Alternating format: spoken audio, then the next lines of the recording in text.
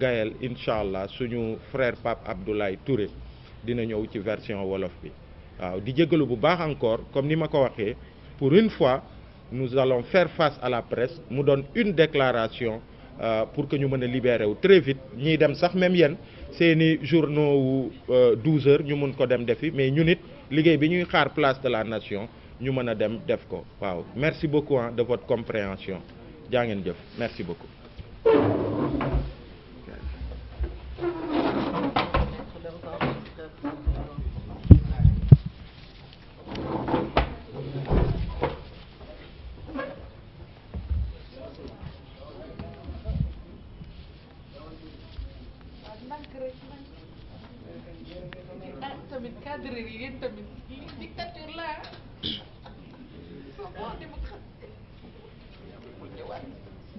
bismillah asalaamaaleykum ñu ngi nuyu képp ku fi teew di nuyu suñu camarade organisation de la société civile yi di nuyu itam suñu mbokku taskatu xibaar yi gis nañ liggéey bi nga xamante ni amal ngeen ko saa su nekk ci liggéey bi nga xamante ni ñu ngi koy def jëmale ko ci li sàmm ak yelleef doomu aadama yi kon du ñu def lu dul jaajëfal leen ci seen teewaay saa su nekk. Je m'en vais lire la déclaration en prélude de la manifestation de ce jour à 15 heures. Dans un document de 180 pages, détaillé dans 5 chapitres, la Cour des comptes nous a fait état de la mauvaise gestion des 773 milliards mobilisés comme suit. 551 milliards par les partenaires techniques et financiers, 102 milliards par l'État du Sénégal, 19 et quelques milliards par les citoyens sénégalais à travers une cagnotte ouverte. Notre engagement, nous, acteurs de la société civile, relève de la conviction que tout individu investi d'une mission de service public a le devoir d'accorder à cette mission tout le dévouement requis, toute la rigueur possible, tout le professionnalisme attendu dans l'exercice de sa mission, notamment en termes de transparence et de redevabilité. Parce que nous considérons tout simplement que ces deux principes doivent gouverner la gestion de nos deniers publics. Et donc, le citoyen sénégalais doit être renseigné, informé et consulté sur l'utilisation du plus petit centime public. Autant nous nous félicitons de l'engagement du chef de l'État dans le renforcement et la mise en place d'organes de régulation et de contrôle, autant nous restons mobilisés pour que ce rapport ne connaisse pas le même sort que certains rapports similaires. Parfois, vous le savez mieux que nous, certaines actions des autorités n'ont de finalité que pour calmer les ardeurs et de dissiper la vague d'indignation soulevée par certains acteurs. Cette fois, nous ne tolérerons même une lenteur dans le traitement judiciaire de cette affaire. La Cour des comptes, on ne peut la soupçonner d'être partisane ou d'être manipulée. Parce que c'est une Cour qui agit sous les orientations du gouvernement du Sénégal. Si cette Cour est payée pour produire des rapports et que ces rapports ne connaissent pas de suite, je suis désolé, mais il n'y a plus lieu de mettre en place cette Cour. Mieux vaut la fermer et mettre ses fonds ailleurs. Pourquoi la Cour des comptes épingle des fonctionnaires et que ce sont des ministres qui les défendent? Première question. Pourquoi ce sont les ministres eux-mêmes qui décrédibilisent cette Cour, une institution assez haute de ce pays? Dans cette affaire, on ne peut pas attendre plus que la lumière soit faite suite à toutes ces restrictions qu'ont subies ces Sénégalais. Et c'est une des raisons pour lesquelles nous faisons appel à l'ensemble des forces vives de la nation. Ces forces vives, c'est les victimes de la pandémie de Covid-19. Et ces victimes, c'est bien évidemment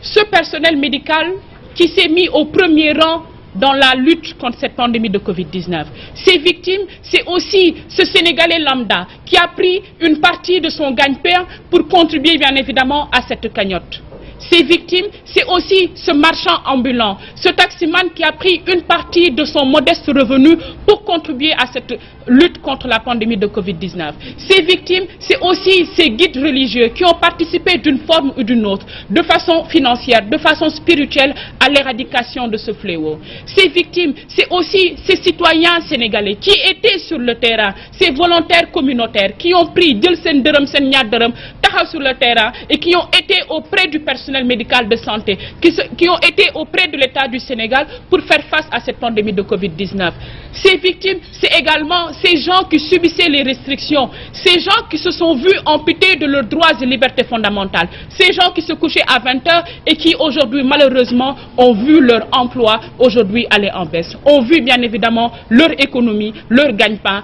aller en baisse. Ces victimes,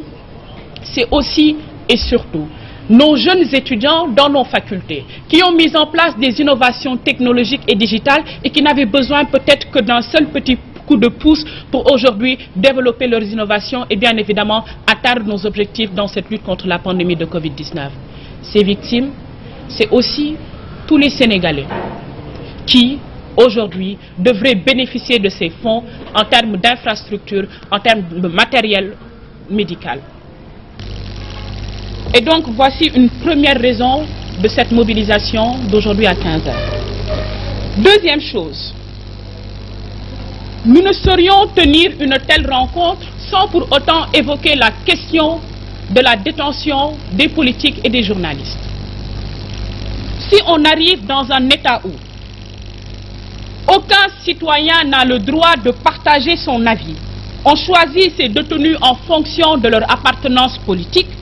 c'est qu'on a amputé les Sénégalais un des principes fondamentaux de la Constitution de ce pays. Si on retire aux journalistes, vous, votre liberté d'investigation, c'est parce qu'on vous a retiré l'essence même de votre mission. Si on retire à la presse sa mission de traiter l'information, c'est parce qu'en réalité, on lui a retiré son caractère même de collecter et de traiter l'information. Ça devient de l'anecdote, vous faites du reportage, vous ne faites pas du journalisme. La menace de la liberté d'un seul citoyen aujourd'hui constitue une menace à la liberté de l'ensemble des citoyens sénégalais. Par conséquent, si on pense qu'aujourd'hui, faire croupir en prison Ousmane Diagne, Papito Kara, Pape Alé Niang, c'est faire taire ces gens, c'est parce qu'ils n'ont rien compris. Les acteurs de la société civile sont déterminés, les Sénégalais sont déterminés à faire face à ce recul démocratique. Troisième chose, et je pense qu'il est important de préciser cela, cette manifestation est ouverte à tous. Durant cette manifestation, nous allons donner la parole à l'ensemble des Sénégalais, à tous ceux qui pensent être victimes de ce rapport de la Cour des comptes.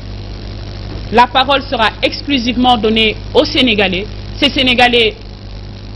c'est les jeunes employés, ces Sénégalais, c'est les marchands ambulants, ces Sénégalais, c'est les journalistes, ces Sénégalais, c'est les taximans, ces Sénégalais, c'est les transporteurs, ces Sénégalais, c'est tous ceux qui aujourd'hui pensent qu'ils peuvent apporter leur pierre à l'édifice dans la construction de ce pays.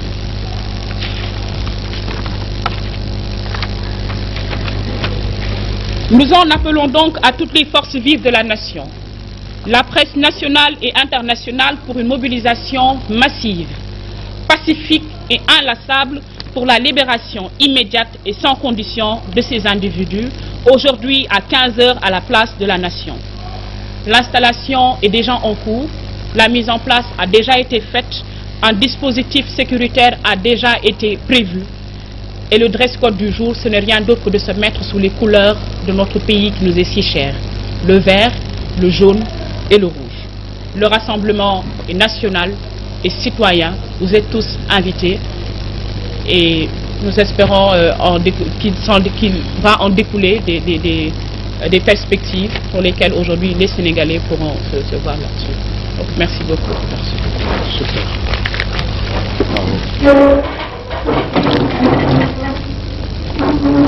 Abdoulaye. Allez,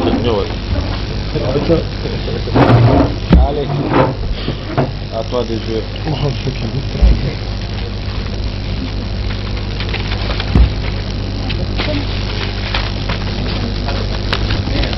Gaël Babacar Mbaye.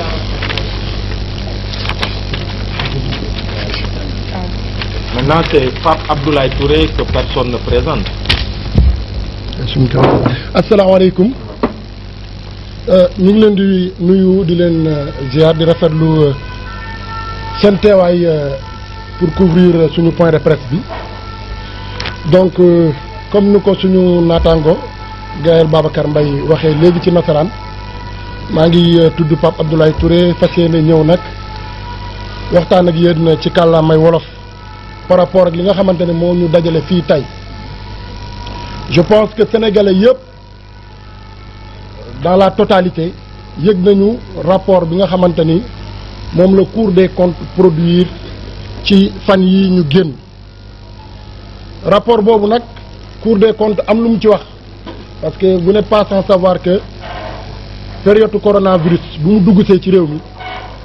l'État du Sénégal dafa jëloon benn fonds alloué ko ci li nga xamante ne mooy fonds force Covid-19 dans le seul et unique but de en tout cas lutter contre la pandémie mais aussi jàppale li nga xamante ne mooy les hôpitaux à ce que ñu mën a xeex ak mbas mi. bi loolu amee aussi force est de reconnaître que ci 773 milliards yi nga xamante ne déployé nañ ko même plus parce que on parle de 1000 milliards 551 milliards yëpp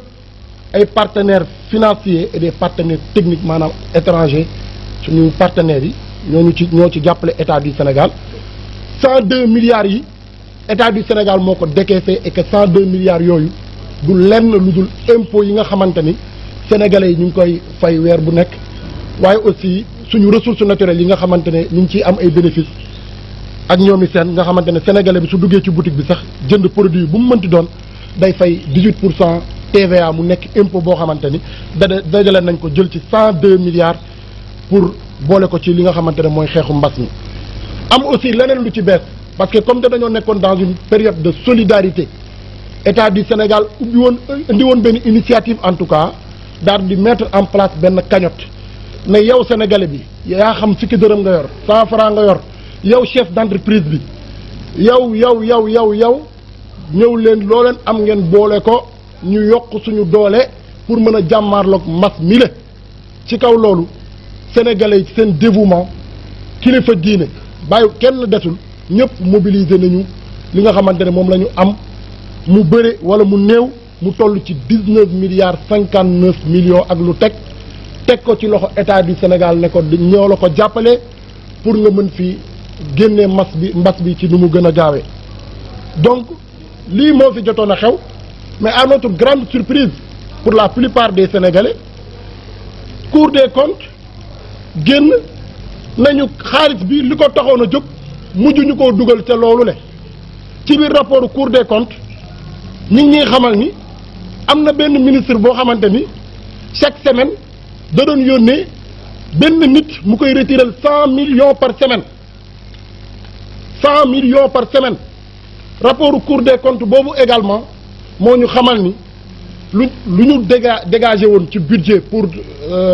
denrées alimentaires yi ñu waroon distribuer sénégalais yi saa yi suñu déclaré ni jënd nañ 100 000 tonnes wala 10 000 tonnes ndekete 5 000 tonnes lañ jënd Cour des comptes mooy wax ak ñun ba léegi nee na dafa am lu ñuy woowee surfacturation ci marché yu bëree bëri ba tax na ci biir rapport Cour des comptes boobu tamit ñu gis ci benn nit bu yor 4 entreprises yoo xamante ne ça n'a rien à voir avec lu jëm ci ay matériel médical ak ñoom seen Cour des comptes boobu ne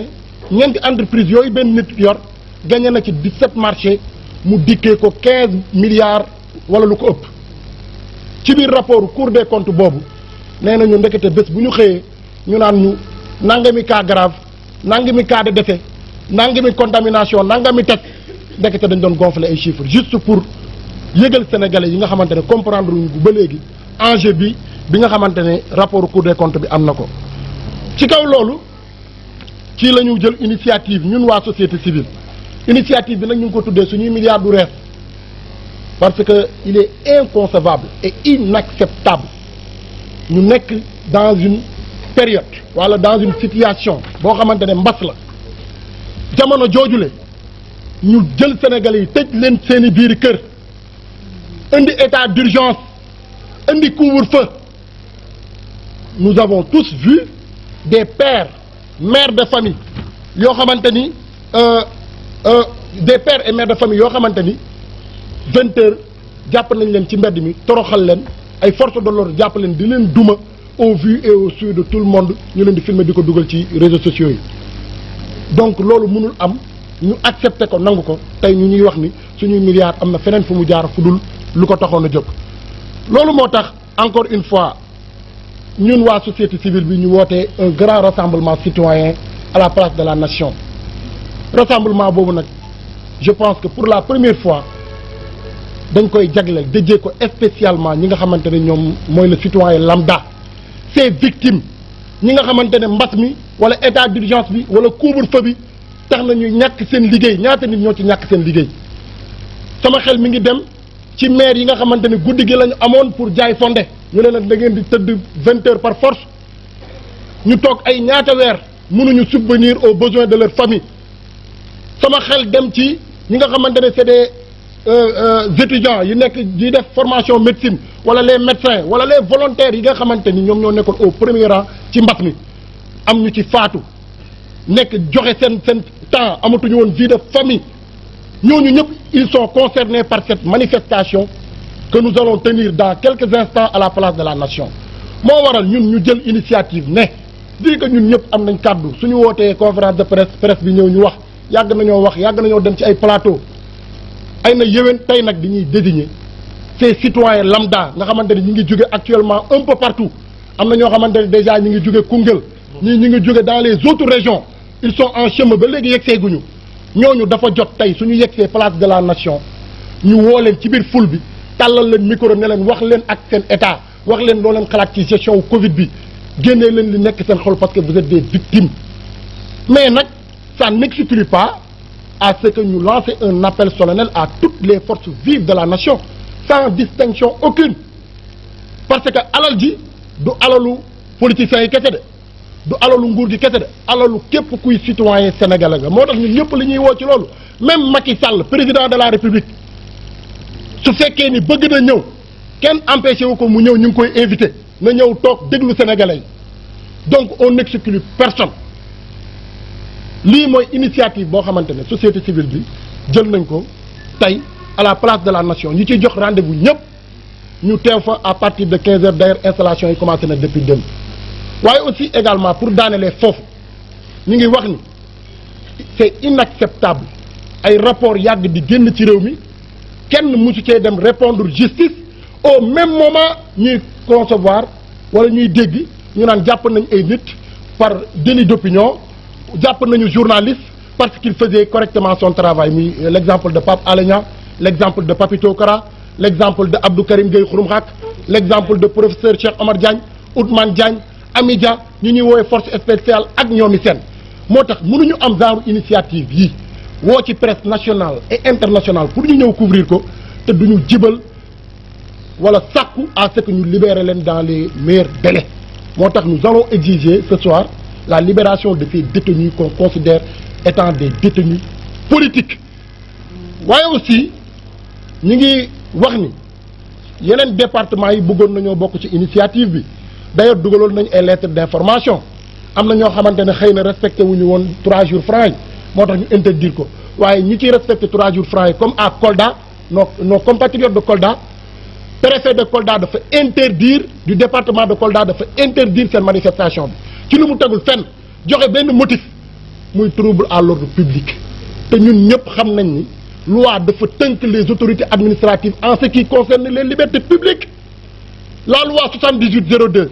du 29 janvier 1978 en son article 14 relative aux réunions publiques nee na autorité administrative amul sañ-sañu di interdire une manifestation pacifique su fekkee ni ñaari conditions cumulatives yi dajewuñu muy une réelle menace de trouble à l'ordre public wala une insuffisance de forces de défense et de sécurité pour s'opposer à cette réelle menace de trouble à l'ordre public. moo tax ñu ngi artu les autres autorités di inviter aussi les compatriotes dans les autres départements que yeneen perspectives yii di ñëw nañu pare mobiliser wu parce que mbir mi dinañ ko décentraliser parce que sénégalais yépp ci war a sentir seen bopp fu ñu mën a nekk ci réew mi li moo nekkoon déclaration bi nga xamante ne bëggoon nañ ko tenir je pense que j'ai pas omis un point. c'est bon. Donc jërë ngeen jëf.